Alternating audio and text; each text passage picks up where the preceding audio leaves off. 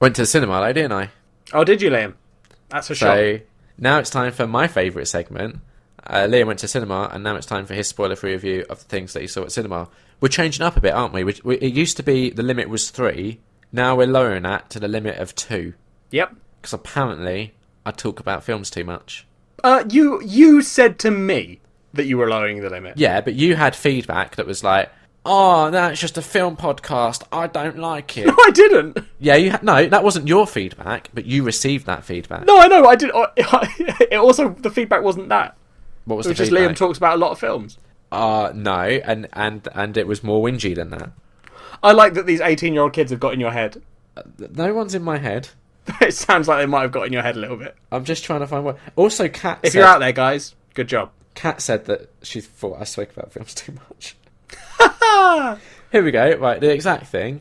Jack, it started strong, but I've come to realise that the podcast is just you reviewing films, which is a lie, because you don't review any films pretty much. And then you responded saying, "Mate, I fucking know, right? It's Liam who bums films." And then they came back saying, "I've lost all faith in the podcast." Yeah.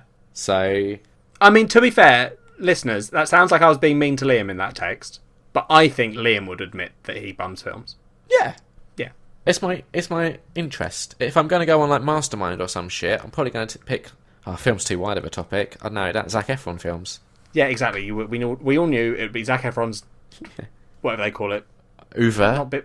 Not bibliography. Oeuvre. No, there's got to be another word, like an ography word. It's an oeuvre. Filmography. Yeah. Or oeuvre. I just don't think you should say words that come from the French language. Baguette. Because you can't do French words. Ah, je m'appelle Liam. What is this French guy? Anyway, you went to the cinema, Liam. I like the idea, because we've been up putting these in like sections on YouTube, and someone's going to come along, and the first film I'm going to talk about is A Cure for Wellness, and they've just listened to like 2 minutes of us just talking shit. And me doing a shit hey, YouTube, French accent. If that's you out there, I apologise. So the first film is A Cure for Wellness. I really want to see this. Don't. Oh, damn it, It's really? really shit. No, okay, so I think I would say I'm generally pretty fair with films. If anything, the issue I have with film is I think it's okay, but not like great, whereas others would say it's great. But I very rarely would say a film is bad. Yeah. Do you know what I mean? Yeah, that's true. I'm generally very favourable. A Cure Yeah. for Wellness is a bad film. Oh, that's a shame. Because it had that sort of Shutter Island-y feel to it. It does, and the thing with it is why it's bad. It's 2 hours and 26 minutes long. Okay, Oh, that is quite long. it's quite long. Now, if a film is good, I have zero issues with it being long. Yep. The problem with A Cure for Wellness, I felt every single one of those minutes, because I think one of the worst things a film can be is boring. That's what I had with And- Blue is the Warmest Colour. Yeah, exactly. So A Cure for Yeah. Wellness, I literally could feel my life just sort of seeping out of me as this film just dragged on and on. And what it does is it basically, I think within this film, there's maybe the potential of 3 different stories and 3 different films that you could be telling.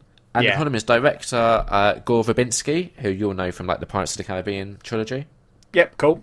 He's just tried to mash these 3 stories together.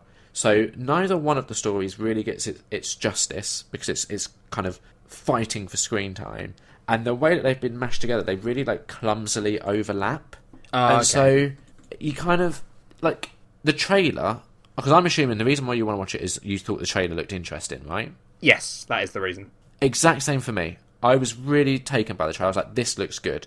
Yeah. And genuinely, the stuff in the trailer that you would look at and be like, that looks interesting, I want to see that, it literally just feels like it's been just plopped into the film with no real significance.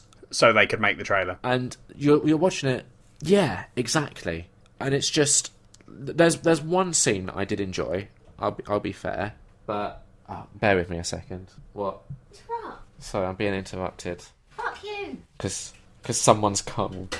I'm cold. I'm in the middle of a film review, Catherine. What the shit? I'm talking about A Cure for Wellness. You weren't being very quiet. Have you not shut the door the whole... Well, that's how I keep it quiet in here, so I can do my recordings. Bye-bye.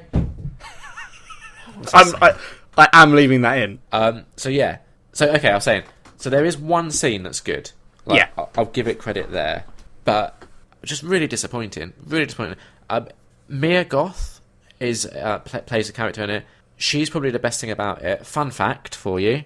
Married fun fact to time. our favourite person, one of our favourite people, Shia LaBeouf. Or is it Shia LaBeouf? Did we ever figure that out? Shia the Beef. Shia LaBeouf. So, if you want to see his wife in a film, here you go, I guess. But otherwise, 1.5 out of 5. That is quite low for you. Yeah.